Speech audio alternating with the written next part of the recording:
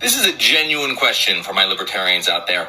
How do you expect to stop monopolies from forming without the use of government intervention? This is a bit of a contradiction because government itself, by definition, is a monopoly and government intervention is monopoly intervention. The libertarian position actually opposes the policies that lead to the creation of monopolies, and especially harmful monopolies. There's many great writings on monopolies by libertarian economists, such as Thomas Sowell in his book Basic Economics, but today I'm going to reference Thomas DiLorenzo and his paper, The Myth of Natural Monopoly. The myth of natural monopoly is a historical look at supposed natural monopolies that occurred in periods when there was deemed to be not that much government intervention. The view is that you can't really form a monopoly in a free market without using government power. You can develop a superior product, you can lower prices, you can get a large market share, but eventually that's going to be unsustainable.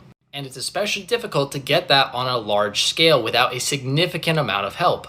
If you get a large share in a market that's profitable, entrepreneurs are going to see that and they're going to want to go and invest in that market. The things that prevent that are artificial barriers to entry, which are caused by government intervention.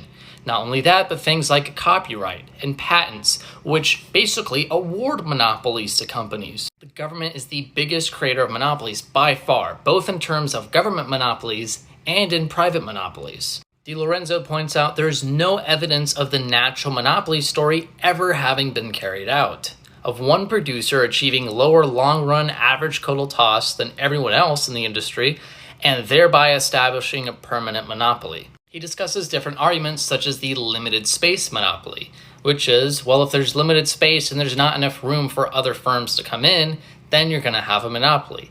But as DiLorenzo points out, this is a red herring. If you defined monopoly in this way, then every single firm would be a monopoly because in the exact spot they are, they're the only firm there. He talks about the early AT&T monopoly when AT&T utilized patents. Once AT&T's initial patents expired in 1893, dozens of competitors sprung up. By the end of 1994, over 80 new independent competitors had already grabbed 5% of the total market share. After the turn of the century, over 3,000 competitors existed. These patents can be a dangerous problem, especially in fields like the medical field and drugs. A lot of the biggest companies you know of were built off of patents, like Disney, Apple, Amazon.